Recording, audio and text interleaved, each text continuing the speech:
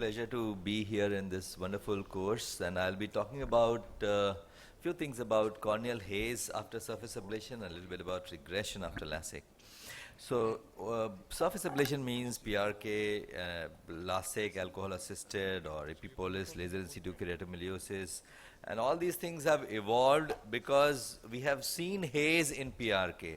Over the years, it has been seen that haze can be seen in PRK, and this is something it looks like. This is the typical appearance of a subepithelial haze.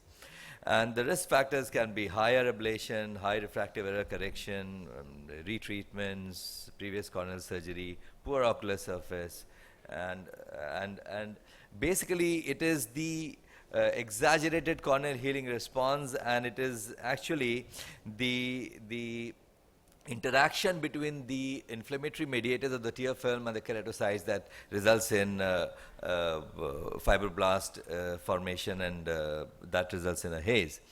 So the haze can be transient, which normally appears between 1 to 3 months post-operatively, and it resolves mostly over a period of a year. And patients usually are not with much symptoms, and that is why the clinicians are quite happy that okay, it's not a significant haze. Sometimes you can have a late onset corneal haze which occurs later in a couple of months and then can last for longer period. And some hazes can remain like that forever. So people have tried to quantify haze by various methods, by confocal microscopy, by Scheimpflug densitometry, and there can be subjective grading also depending upon the visibility of the structures behind the haze. And Confo scan also has been used to see the haze. As you can see here, the in between keratocytes, this is pre-PRK confocal microscope, and this is post-PRK. So in between keratocytes, you can see this myofibroblast fibroblast present. So this actually is a way to quantify haze. The basic idea is to create a management protocol so that you can say that with this kind of a grade you have to do this. But the best thing is that you should try to prevent haze, and that is basically done in PRK by use of mitomycin C, and we all are using it. It inhibits cell mitosis, and we use it mostly, although there are various concentrations that have been used, 0.02% for 2 minutes, for 1 minute, for 30 seconds, 0.01% for 45 seconds. All these things have been used, but mostly people use 0.02% for 30 seconds, and that is what we also follow, and this is what US Army study has recommended, that PRK with mitomycin C, 0.02% for 30 seconds had no measurable level of mitomycin C in blood, and that is why it is safe, and it also results in preventing haze to a great extent. Although in spite of all that, studies have shown that nearly 1/3 of individuals, they do have some degree of corneal haze. Now some haze may not be significant clinically at that point of time, and the patient can have good 6/6 vision. But this haze may become significant once this individual grows older and has to undergo a cataract surgery and wants a premium IOL. In that case, this subtle haze can become significant and can have a suboptimal outcome with a multifocal IOL. Now there are other agents, like topical steroid is something which is very often used to prevent haze. This is, I guess, apart from mitomycin C, it is the steroid that is most routinely used for preventing haze. High dose vitamin A, vitamin C, all these things have been used and have been found to be helpful. Studies have shown proven efficacy of all these. Now anti-TGF drug, that is trichostatin A, has been used experimentally.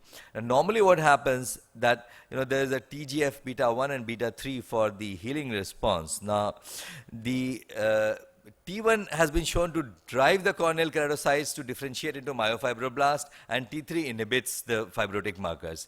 So if you can suppress the T1 stimulation by introducing T3, that can prevent haze formation. But this is all experimental studies, in vitro studies, and that have not been used in human eyes.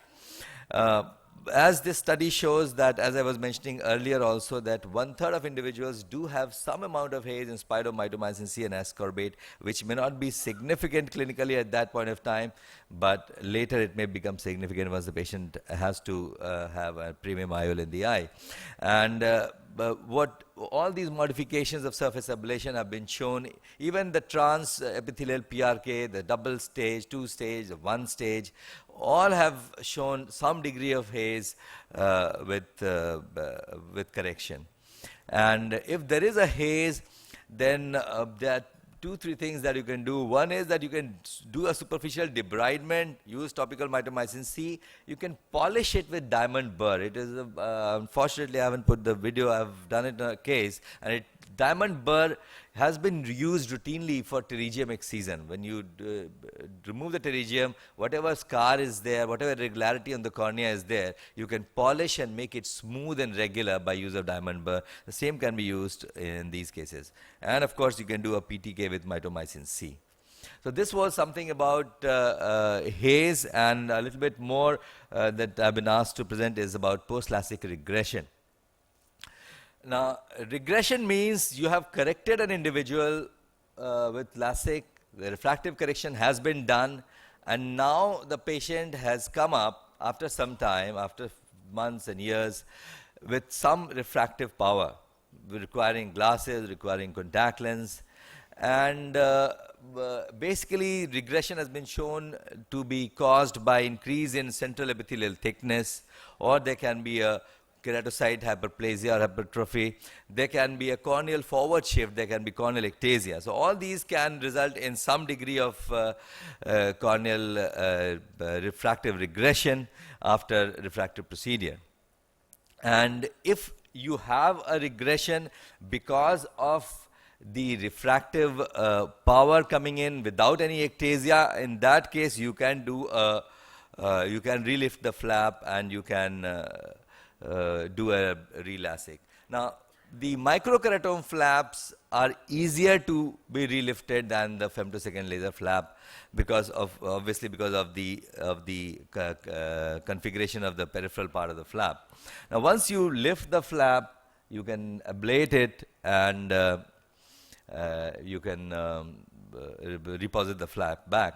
Now, surface ablation can also be done in these cases because one complication that has been noted after re-LASIK is epithelial ingrowth. And if you find that the flap is not lifting up easily, there's no point struggling and forcing the flap to relift.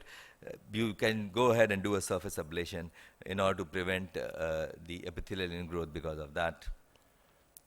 And if you have done a femtosecond LASIK, you can do a recut, and that you can do inside. You can do a side cut within the initial flap, and you can go ahead and complete it. So it's a vertical side cut that is done, and you can lift another flap at the same depth.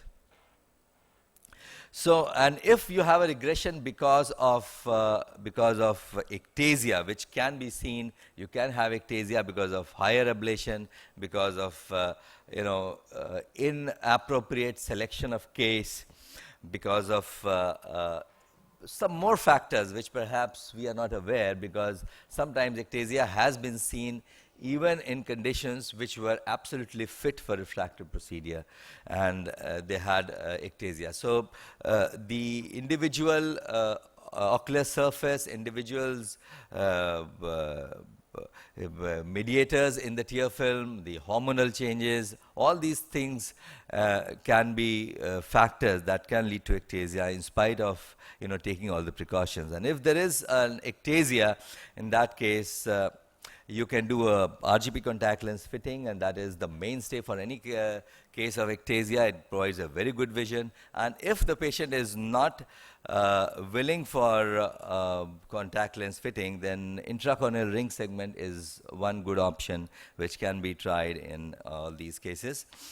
Now, this is an example of a femtosecond assisted intracorneal ring segment implantation, and I'm sorry. Yeah. So what you normally do is that you place the suction ring and applanate the cone. Applanation done by, yeah, that's fine, that's fine, that's fine. Leave it, leave it, leave it, leave it.